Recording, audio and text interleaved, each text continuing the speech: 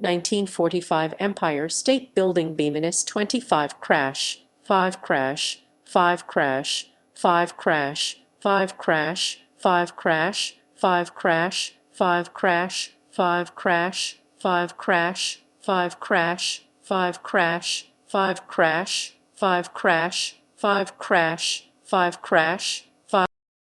On July 28, 1945, a B-25 Mitchell bomber of the United States Army Air Forces crashed into the Empire State Building in New York City while flying in thick fog.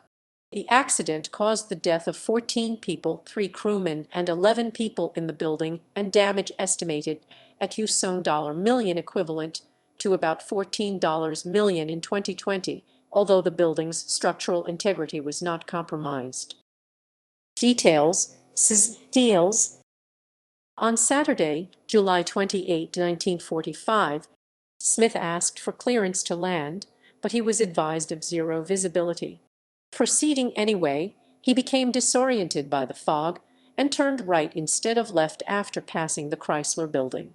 At 9:40 a.m., the aircraft crashed into the north side of the Empire State Building, between the 78th and 80th floors, making an 18 by -20-foot 5.5 m x 6.1 m hole in the building into the offices of the War Relief Services and the National Catholic Welfare Council.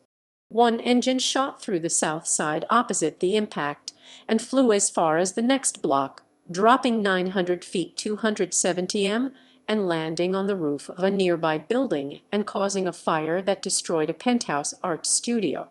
The other engine and part of the landing gear fell down an elevator shaft. The resulting fire was extinguished in 40 minutes. The Empire State Building fire is highest structural fire to be brought under control by firefighters. Between 50 and 60 sightseers were on the 86th floor observation deck when the crash happened. 14 people were killed: Colonel Smith, Staff Sergeant Christopher Domitrovich, and Navy aviation machinist's mate Albert Perna, who was hitching a ride, and 11 civilians in the building. Perna's body was not found until 2 days later, when search crews discovered that it had entered an elevator shaft and fallen to the bottom. The other 2 crewmen were burned beyond recognition. Elevator operator Betty Lou Oliver was thrown from her elevator car on the 80th floor and suffered severe burns.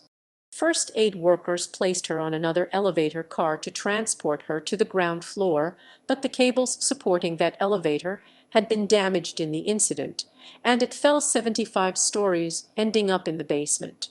Oliver survived the fall but had a broken pelvis, back and neck when rescuers found her amongst the rubble.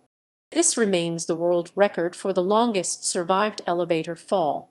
Despite the damage and loss of life, the building was open for business on many floors on the next Monday morning, less than 48 hours later. The crash spurred the passage of the long-pending Federal Tort Claims Act of 1946, as well as the insertion of retroactive provisions into the law, allowing people to sue the government for the accident. In popular culture, the events of the crash were the subject of an episode of the History Channel documentary Disasters of the Century, entitled It Came from the Sky. The documentary was made in 2001.